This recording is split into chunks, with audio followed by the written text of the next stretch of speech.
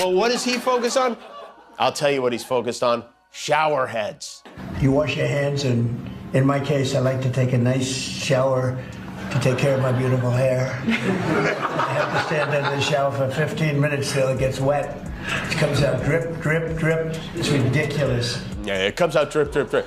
I believe that's how Stormy described it too, right? Let's get started.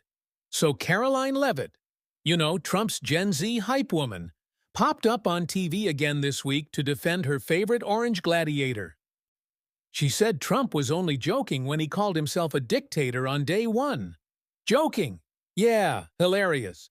Just classic dictator humor, right?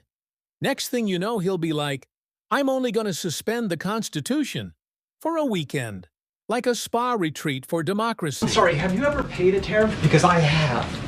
They don't get charged on foreign companies, they get charged on the importers. And ultimately, when we have fair and balanced trade, which the American people have not seen in decades, as I said at the beginning, revenues will stay here, wages will go up, and our country will be made wealthy again. And I think it's insulting that you're trying to test my knowledge of economics. Trump's all over the place. Look at China. Over the past 48 hours, the tariffs he put on China have gone from 20% to 104% to now he says at least 145%. He's just calling out numbers like he's working a bingo hopper or something. There's no plan. And Karoline's out there spinning faster than a fidget spinner at a MAGA rally. He didn't mean it literally. Right. And the Titanic was just going for a swim. He said it's like watching someone try to put out a dumpster fire with more fire. Honestly, it's about time we have a president in the Oval Office who is putting the world on notice. The phones have been ringing off the hook, wanting to talk to this administration, this president and his trade team to try to strike a deal. And it's because the world knows that they need the United States of America. They need our markets, they need our consumer. The president has a lot of leverage on his side because he has the best economy and the best country in the world that he leads, and he knows that. And it's about dang time we finally have a president who uses that economic leverage to benefit American workers. Ladies and gentlemen, meet Karoline Leavitt, former Trump staffer, current MAGA megaphone, and the only person who can say dictator and playful in the same sentence without blinking. Karoline popped up this week doing what she does best, defending Trump like she's auditioning for the role of press secretary in denial.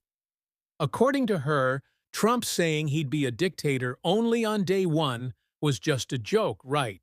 Because nothing says comedy like there's no plan unless you consult the MAGAverse, in which case there is and was definitely a plan. I think he's had a plan all along, David, and I think we're seeing it play out. This was his strategy all along. This was the plan all along. Was that his plan all along? It certainly looks like it. This is the plan that he was pursuing all along. I mean, you're watching the art of the deal in real time here.